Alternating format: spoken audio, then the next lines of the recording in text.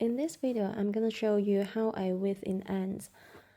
The first thing that I wanted to tell you is that the more visible is on the wrong side, the less visible it will be on the right side. So I'm not really trying to hide, make it invisible, as you can see like this one.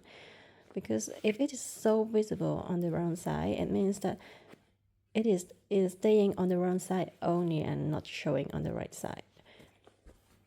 Anyway, mostly I use a crochet hook, and sometimes I also use a yarn needle when the end is long, but in this case it's too short, so I will just use a crochet hook.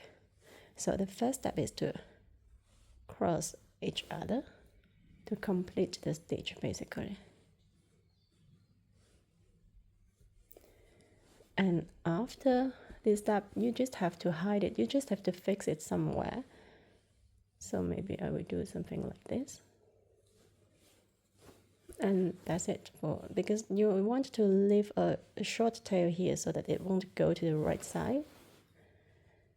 And similarly for this one.